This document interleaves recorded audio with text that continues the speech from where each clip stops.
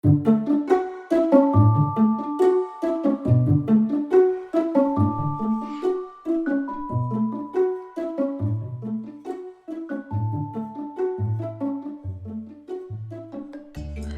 and welcome to another episode of Silver Goose Farm Stories. I'm your host, Mama Goose, aka Maria Silva.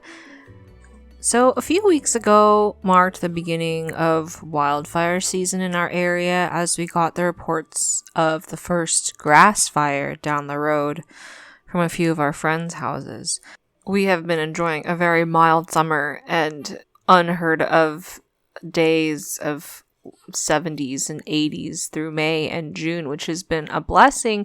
And so I guess I was kind of unprepared for the very first fire. You sort of feel it coming on other summers because it's just, 90 degrees, 100 degrees for consecutive days. And eventually, in all that heat and dryness, a spark is going to cause a flame.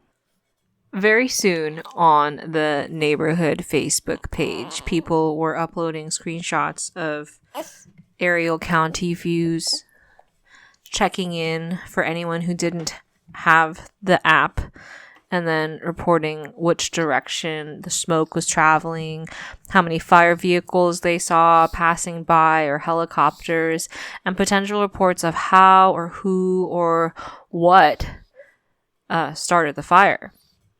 It's kind of amazing to see the reports come flooding in, and with good reason. Fires are always an emergency wherever they occur, but especially in the more rural areas where everyone is more spread out, and fires can erupt and engulf acres and acres in a matter of minutes. The speed of information received and processed is what is that much more critical for living here in the foothills. The events of this particular fire started with a phone call from my friend. She was standing in her yard watching the plumes of smoke rising uncomfortably close to her home. And we were trying to reach her husband, who was close by our farm, but unfortunately in a dead cell zone. And there are several of those where we live. And so while the fire had only recently started, and thank you to all the brave firefighters and emergency service personnel who responded so quickly, flames can move at terrifyingly fast speeds, especially in this case, which was a grass fire. There isn't anything standing in the way of the flames, and they just sort of devour the land. So it was the end of the workday, so my husband grabbed his keys and work boots and rushed down the driveway, got a hold of our friend, and the two of them made the quick trip over to their house. One road was already closed, but another back route was still available, so they could get back and assess the situation from their end.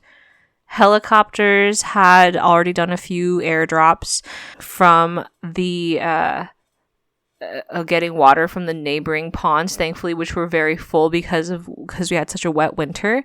And while the smoke was still billowing in these huge ominous clouds, reports were saying that the majority of the flames were contained.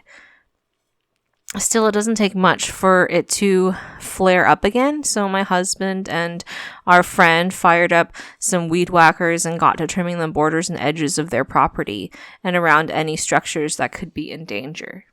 Thankfully, this first fire was put out quickly and with minimal damage just to the grass in the pasture.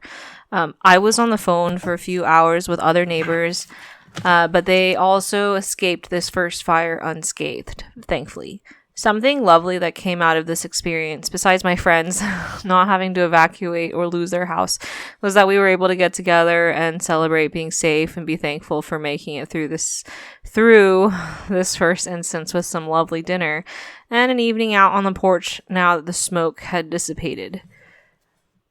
Some things to talk about. What can we do to prevent fires? Because sometimes they happen and it can't be avoided, but there's a lot we can do to minimize the damage or at least be safe ourselves. You'd think that a super long and intense rainy season would make for a safer, dry summer, and it's true that the greenness lasted longer into the year than usual, but the hills are mostly golden now, so that means the fire safety alerts are now slowly rising. And the other thing that was a consequence of the rain, though, was that now the hillsides like flourished. Like the grasses are so tall. There's so many wildflowers. There's so much flora that isn't normally there when it's kind of a dry winter, but all of that kind of died down and is just laying in these lovely, very flammable growth on the hills. So preventative measures to take is trimming weeds around important structures like barns and houses and propane tanks and water tanks and things like that, and around fence lines and wells and just anything that you want to protect from direct contact with flames. Gathering brush into designated areas away from the overgrowth of trees and other combustibles is also important, which was why that was like our first community workday project, was to get the tree away from our house so that it wouldn't be a liability. And prior to the beginning of the dry season, we make sure to make the best use of our burn permits, like control burning as much of the scattered brush and debris on as many of the days that we're allowed to at our elevation, just to clear as much of that potential, combustible material as possible. Once the ground is dry and things start crisping up, there are no more burns. There's also no chainsawing or mowing after the earliest hours of the mornings, or better yet, not at all, because of the potential for sparks. Weed trimming is okay, but because the machine usually uses a nylon string. But anything that with like a metal blade, if a blade hits a rock and it sparks, like you have no idea how fast that spark can turn into a raging fire just within minutes. So we do what we can. We clear out the perimeters, clean up the brush, don't do stupid things like drag chains on your trailer or on the road, mowing in the heat, or things like that. But sometimes the people around you aren't as careful. A tourist throws a cigarette butt from their car. Someone forgets to build a campfire in a designated ring, and ashes start flying. Whatever the reason, it's there. So what do you do? It helps that we live pretty connected, even though it's a rural community, but everyone stays in touch. We call neighbors who aren't online or only have landlines. There are people with radios post on the community forum and provide news updates as they come in.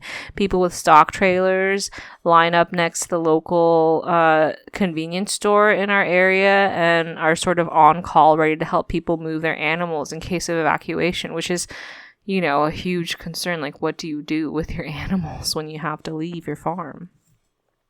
There are people who stay behind and defend their homes, even with an evacuation order in place. And I'm not going to tell you what to do one way or the other. I do think there's something wild and foolishly brave to be the lone homesteader defending house and animals against a flaming forest of fire, but just as hopelessly tragic and necessary about releasing your animals and escaping the encroaching flames with your family with just the clothes on your back. Both choices are hard to make, and I don't envy anybody that has to be in that situation. I am very thankful that we haven't had to evacuate as of yet. A couple years ago, it was very close. Like, the sky was gray, and even though it was August in the middle of summer, which is usually blazing hot, eerily enough, it was sort of a mild temperature for most of that week because the sky just was completely blocked out by the smoke. And my youngest kids were super excited, and they kept running and telling me that it was snowing. And I unfortunately had to let them know that no, that's not snow. It's actually ash falling from the sky from the fire, and that we couldn't actually be outside for extended periods of time because the air was very dangerous to breathe. And then, on the off chances that we did see the sun, it was always this angry, flaming red fireball because of all the haze in front of it, like something out of biblical plague times. And in those moments, I'm reminded of how fleeting and temporal everything in this life is. You can spend your whole life building up your barns and storing your food and raising your animals, and all of it could just be wiped out in a matter of minutes. And the only constant you have is gratitude for it all, good and bad. My hope is that the fire season will pass swiftly and without much incident. We're already into July, and there's been a couple small ones close by, but thankfully they've always been put out within the day and with minimal damage and definitely no structural damage, which is always wonderful. And I just would hope that it would be an easy season, especially for the firefighters who work so hard to keep everyone safe in this time. I hope everyone has a safe summer. Please be mindful and responsible with your actions, especially in regards to fire. And we'll talk again soon. Thank you for joining us for another episode of Silver Goose Farm Stories.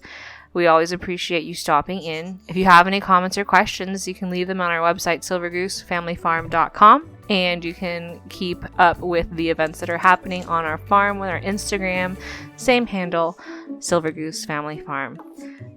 Thank you again, and we'll talk to you soon. Bye.